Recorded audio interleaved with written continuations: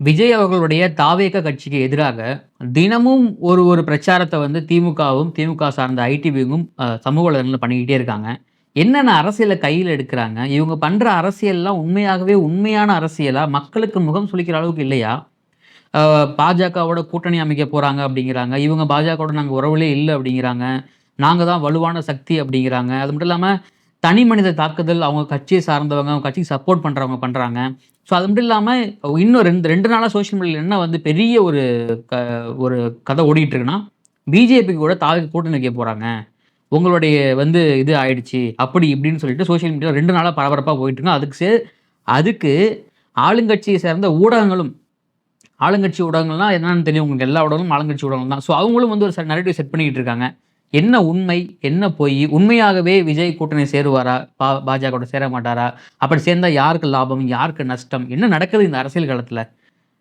ரொம்ப டீட்டெயில்டா இருக்க போகுது. எல்லா கேள்விக்கும் விடை இருக்க போகுது. வீடியோ ஸ்கிப் பண்ணாம ஃபுல்லா பாருங்க. Welcome to the channel. நான் உங்க விஷால் சரவணன். வாங்க வீடியோக்குள்ள போகலாம். டெய்லி வீடியோஸ், டெய்லி அப்டேட்ஸ்க்கு மறக்காம நம்ம சேனலை சப்ஸ்கிரைப் பண்ணி பெல் ஐக்கானை கிளிக் பண்ணிக்கங்க. இந்த நாட்கள்ல வந்து பார்த்தீங்கன்னா, விஜய் அவர்களுடைய மிகப்பெரிய எழுச்சி, அவருக்கு போகக்கூடிய கூட்டங்கள், அவரை பார்க்க போகக்கூடிய கூட்டங்கள், அந்த கட்டுக்கடங்காத கூட்டங்கள், இதையெல்லாம் பார்க்கறதுக்கு அ ஆளுங்கட்சி சார்ந்தவங்களுக்கும், எதிர்க்கட்சி சார்ந்தவங்களுக்கும், மற்ற அரசியல்வாதிகளுக்கும் ஒரு மிகப்பெரிய வயித்தெரிச்சல் ஒண்ணு இருக்கு அப்படின்னு நம்ம பேசிட்டு தான் இருக்கோம். ஏன்னா, இவ்வளோ பெரிய கூட்டம் எப்படி கூடுது? எப்படி வந்து மக்கள் வந்து இவ்வளவு அணிதிரண்டு வராங்க? நம்மலாம் வந்து ஒரு கூட்டம் கூட்டணும்னா ரூ. 200 பணமும் பிரியாணி குடுக்க வேண்டியது இருக்கு. இவங்க எப்படி காசே குடுக்காம எப்படி கூட்டம் சேருது? அப்படிங்கிற கேள்விகள் வந்து தொடர்ந்து எழுந்துகிட்டே இருக்கு அவங்களுக்கு எல்லாத்துக்குமே. ஸோ அது வந்து அவங்க தூக்கத்த வந்து தொலைச்சிருக்குன்னு தான் சொல்ல முடியும். லிட்டரலா சொல்லப்போனா தூங்குறதே இல்லப்பா அவங்க எல்லாருமே. அதாவது விஜய் அவர்களுடைய அரசியல் வருகைக்கு ஒரு சில அரசியல் கட்சி தலைவர்களுக்கு தூக்கமே இல்ல அப்படின்னு தான் சொல்ல முடியும். ஸோ அப்படி போயிட்டு இருக்கும்போது திமுக முக்கியமா ஆளுங்கட்சியான திமுக ஒரு மிகப்பெரிய நரேட்டிவ் ஒண்ண விஜய்க்கு எதிரா செட் பண்ண ட்ரை பண்ணிக்கிட்டே இருக்காங்க. ஆனா அந்த நரேட்டிவ் எல்லாமே உண்மையா பலிக்குதா? அது எல்லாமே மக்கள் எல்லாம் நம்புறாங்களா? அப்படின்னு கேட்டா, அது மிகப்பெரிய கேள்விக்குறி தான். ஏன்னா, இவங்க பண்ற நரேட்டிவ் எல்லாமே வந்து ஃபர்ஸ்ட்டு எப்போதுமே திமுக கட்சிக்கு ஏதாவது ஒரு ஆப்போசிட்டா ஒரு கட்சி வந்துடுச்சு. திமுக எதிர்த்து பேசுறாங்க அப்படின்னா, திமுக கட்சி என்ன பண்ணுவாங்கன்னா, அப்பயிலிருந்தே இவங்க 75 ஆண்டு கால ஆலமர கட்சி இல்லைங்களா? அந்த ஆலமரம் உருவாகுறதுலேருந்தே அவங்களுடைய கட்சியோடைய அசராத பணி என்னன்னா, அந்த ஆப்போசிட்ல இருக்கக்கூடிய தலைவர வந்து ஆபாசமாக வசைபாடணும். தனி மனித தாக்குதல் நடத்தணும். எந்த அளவுக்குலாம் அவங்க வந்து கீழ்த்தரமா இறங்கி அவங்கள வந்து தனி மனித தாக்குதலும், ஆபாச தாக்குதலும் பண்ண முடியுமோ, அது எல்லாத்தையும் பண்றது தான் ஆண்டாண்டு காலமா திமுக கட்சி பண்ணிக்கிட்டே வராங்க. அது எம்ஜிஆர்ல ஆரம்பிச்சு இப்ப இருக்கக்கூடிய விஜய் அவர்கள் வரைக்குமே இது சாத்தியம். இடையில விஜயகாந்த் அவர்கள பார்த்திருப்போம், சீமான் அவர்கள பார்த்திருப்போம். ஸோ இது எல்லாமே நடந்தது தான். அதே ஃபார்முலா தான் இந்த வாட்டியும் விஜய் அவர்கள் ஃபாலோ பண்ணாங்க. ஆனா இங்க என்னன்னா, அது அவங்களுக்கே வந்து ஆப்போசிட்டா போய் முடிஞ்சிருச்சு.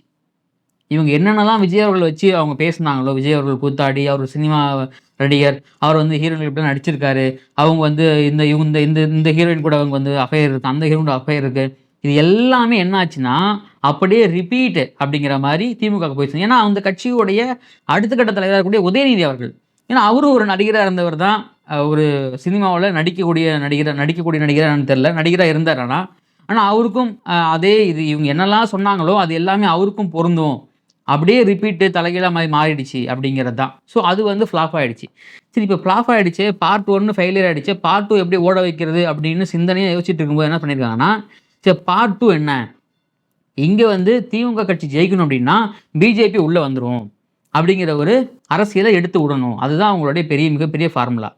சரி பிஜேபி உள்ள வந்தா என்ன? அப்படின்னு கேள்வி கேட்க தோணும். பிஜேபி உள்ள வருதோ, வரலையோ, இன்னும் சொல்லப்போனா தமிழ்நாட்டுல பிஜேபி கால் ஊன்றதுக்கு வாய்ப்பே இல்ல.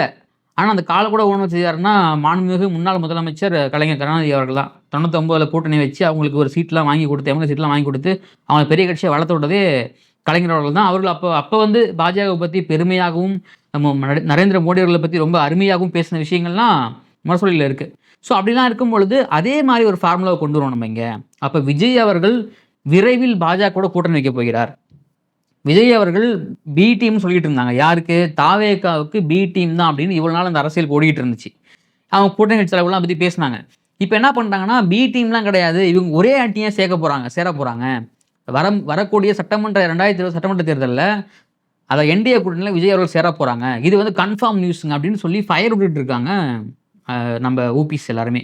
ஸோ இது வந்து இவங்க காலங்காலமா எடுக்கக்கூடிய அரசியல். திமுக அவங்க வந்து நாங்க ஜெயிக்கணும் அப்படின்னா அவங்க உள்ள வந்துரக்கூடாது. சரி அவங்க உள்ள வந்தா என்ன பண்ணுவாங்களோ அதான் நீங்க பண்றீங்க, அப்படி நீங்க ஜெயிக்கணும் அப்படின்னு கேள்வி கேட்டா, அதெல்லாம் கிடையாது. நாங்க சமூக நீதி கட்சி. நாங்க வந்து 75 ஆண்டு கால கட்சி.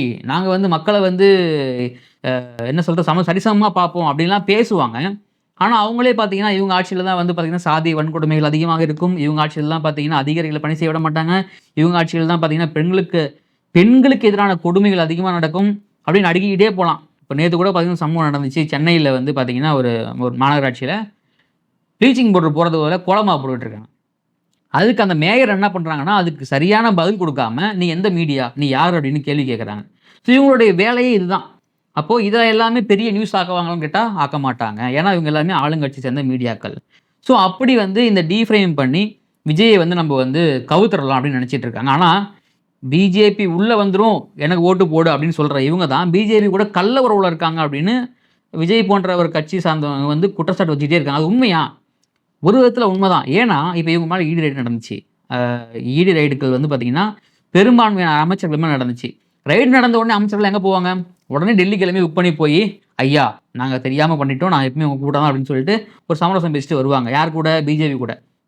இது கள்ள உறவு, கள்ள கூட்டணி அப்படின்னு வந்து அரசியல்ல சொல்லக்கூடிய ஒரு சொல். நம்ம சொல்லல அத. அதுக்கப்புறம் என்ன பண்ணியிருக்காங்கன்னா, ஆளுநர சந்திப்பாங்க. ஆளுநருடைய தேநீர் விருந்துல வந்து கைய குலுக்கி சந்தோஷமா சிரிச்சு பேசுவாங்க. இங்க ராஜா இருக்காருங்களா, அவர போய் சந்திப்பாங்க. அவர சந்திச்சு சிரிச்சு பேசி கையில முத்தெல்லாம் குடுப்பாங்க. ஆனா, நாங்க வந்து பிஜேபிக்கு எதிரானவர்கள். நாங்க வந்து பிஜேபி என்றும் உள்ள விட மாட்டோம் அப்படின்னு மார்த்தட்டிக் கொள்வார்கள். இது எல்லாமே இந்த அரசியல் நாடகம் எல்லாமே இந்த நாட்கள் நம்மளால பார்க்க முடியுது.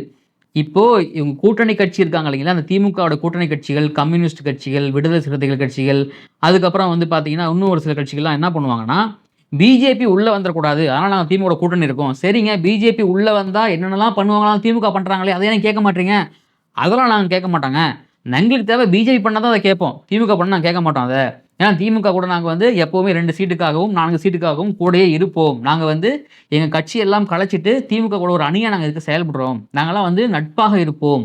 அப்படிங்கிற மாரிலாம் வந்து பேசுவாங்க. ஆனா எலக்ஷன்னு வந்துட்டா மட்டும் அது அப்படியே ஆட்டோமேட்டிக்கா மாறும். இப்ப விஜய் அவர்கள் வருகையில வந்து பி டீம் இவரு. இவர் வந்து பிஜேபி கூட போயிடுவாரு அப்படின்லாம் சொல்றாங்க இல்லைங்களா? விஜய் தெளிவா சொல்றாரு. கொள்கை எதிரி, அரசியல் எதிரின்னு தெளிவா சொல்றாரு. எப்படி ஒரு அரசியல் ரீதியான, கொள்கை ரீதியான எதிரியாக இருக்கக்கூடியவங்க எப்படி கூட்டணி வைப்பாங்க?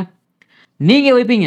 திமுக வச்சிருக்காங்க இதுக்கு முன்னாடி. அவங்க வைப்பாங்க. அதிமுக வச்சிருக்காங்க. அவங்க வைப்பாங்க. ஏன்னா, இங்க இருக்கக்கூடிய பெரும்பான்மையான அரசியல் கட்சிகள் திமுக, அதிமுகவுக்கு எதிரா வந்துட்டாங்க அப்படின்னா, அந்த கட்சிய ஒழிக்கிறதே திமுக, அதிமுகவுக்கு மிகப்பெரிய ஒரு வேலையா இருந்திருக்கு. அத நம்ம வந்து காலங்காலமா பார்த்துக்கிட்டு தான் வரோம் நம்ப. அத வந்து மறுக்கவே முடியாது. ஸோ அப்படி இருக்கும் பொழுது, இப்ப நீங்க வந்து பிஜேபி கூட கூட்டணி வைக்கிறீங்க, காங்கிரஸ் கூட கூட்டணி வைக்கிறீங்க, நீங்க எல்லார் கூடயும் கூட்டணி வச்சுக்கிட்டு தான் இருக்கீங்க. அப்படி இருந்தும் அது அப்ப என்னதான் பண்ணுவாங்க? கொள்கை வேறு, கூட்டணி வேறு அப்படின்னு அப்படியே பல்டி அடிப்பாங்க. அவங்க வார்த்தைகள்ல பயங்கரமா விளையாடுவாங்க அரசியல்வாதிகள். ஸோ அது மாரி விஜய் அவர்கள் பண்ணுவாரு. அவர் என்னதான் கொள்கை எதிரின்னு பாஜக சொன்னாலும், ஆனா கூட்டணி வைப்பாரு அப்படிங்கிறாங்க. ஆனா 100% விஜய் அவர்கள் உறுதியா இருப்பாரு. பிஜேபி கூட கூட்டணிங்கிறது கனவிலும் நினைத்து கூட பார்க்க மாட்டாரு அப்படிங்கிறது அந்த கட்சியை சேர்ந்தவங்களே நல்லா தெரியும். இவங்க நல்லா தெரியும். ஆனா இவங்க ரொம்ப ஆர்வமா இருக்காங்களேப்பா! டிஎம்கே ரொம்ப ஆர்வமா இருக்காங்களே! இவங்களுக்கு ஆர்வம் கிடையாதுங்க.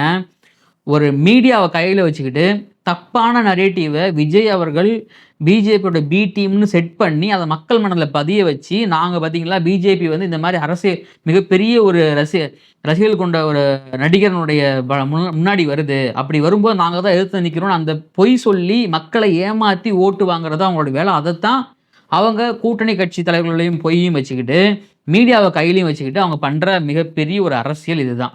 இதுல வந்து உண்மையாகவே இப்போ ஒரு விஷயம் நடக்குதுன்னு வச்சுக்கங்களேன். ஒரு பேச்சுக்கு வச்சுக்கலாம். விஜய் அவர்கள் பிஜேபியோட கூட்டணி சேர்றார் அப்படின்னு வச்சுக்கிட்டா, அடிச்சு சொல்றேங்க. விஜய் அவர்கள் கட்சி ஆரம்பிச்ச கையோட குழி தோண்டி புதைச்சுட்டு போயிட்டே இருக்கலாம்.